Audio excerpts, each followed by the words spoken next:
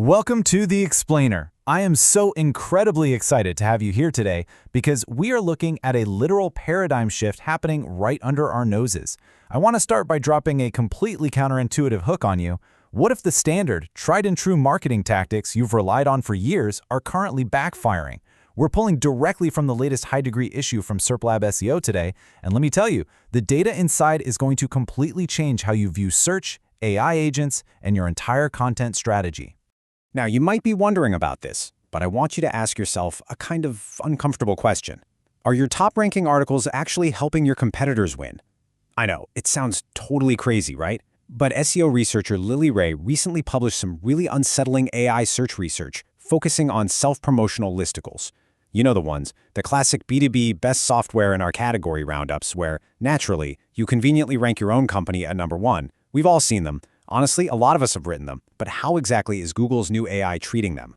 Okay, let's dive into this, because when Lily Ray analyzed 100 B2B best of queries in Google's AI overviews, the results were just chilling.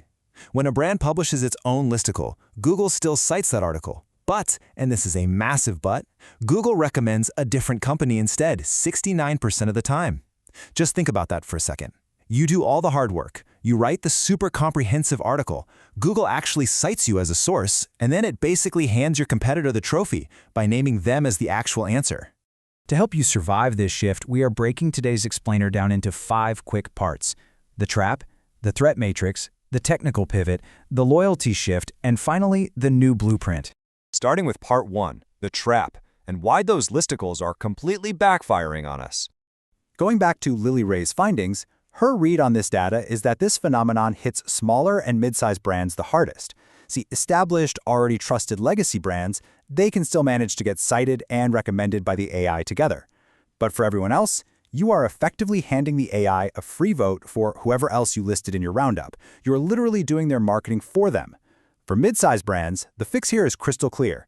You gotta treat citations and recommendations as 2 completely separate metrics. Only one of them is actually converting into business for you.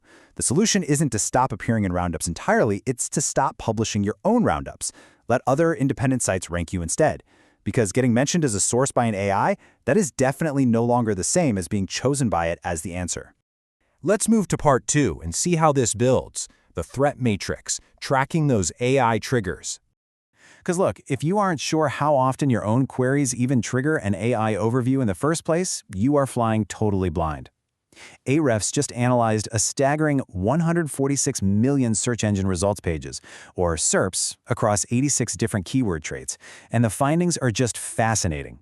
Overall, AI overviews show up roughly 1 in 5 times, so about 20.5% of all searches. But look at where they absolutely dominate. 99.9% of AI overviews trigger on informational queries. Meanwhile, they're almost twice as unlikely to show up for branded searches. Basically, if someone is asking a question, especially long queries of 7 words or more, you're highly likely to see an AI overview pop up. But it gets even more granular when we look at the category data. Category matters immensely here. Look at science and health queries, they trigger AI overviews 35 to 44% of the time. But look down at the bottom. Shopping is sitting at just 3.2%. Real estate is 5.8%. Local search is 7.9%. So what's your immediate takeaway here? Pull your keyword list right now, check which pages fall into these high-risk informational categories, and track those meticulously. You've got to stop treating every page on your site as equally exposed to AI. And hey, this threat matrix isn't just a Google problem. Apple just brought a Gemini-powered Siri to the iPhone, iPad, and Mac, integrating it directly into Spotlight Search. Now, Apple says Siri pulls current web info and may include links to sources. But what do they not say? They provide absolutely no detail on when those links appear, how often they appear, or how to even measure it. There is no Search Console for Apple. It's a massive, complete black box. A page could show up in Siri's answers every single day, or literally never, and you'd have zero way to tell.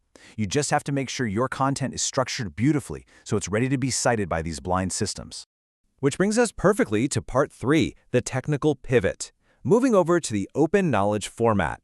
Now, what's really interesting about this is how Google quietly published documentation for a brand new content specification built entirely for AI agents rather than human readers. It's called the Open Knowledge Format, or OKF. An OKF bundle isn't a traditional web page at all. It's a directory of markdown files where you break your content down into individual, bite-sized concepts. Each file opens with YAML metadata, which is basically a short tag listing the content type, the title, and tags.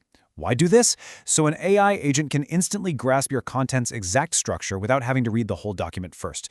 You're basically feeding the AI with a silver spoon. SEO expert Marie Haynes analyzed this, and she outlines a really clear path forward for us. Instead of just writing traditional web pages hoping they rank, you need to follow these steps to build what is being called an LLM wiki. You break your business's knowledge down into those individual concepts, add that metadata, and create a standing wiki that large language models can retrieve data from directly. As she notes, businesses that start building these OKF bundles early are going to have a massive head start in whatever this next era of agent optimization ends up being called. All right, moving right along to part 4, the loyalty shift. Engaging those human readers. So, while Google is out there reshaping content for AI agents, they are simultaneously executing this very subtle yet absolutely profound series of ecosystem changes aimed squarely at human readers.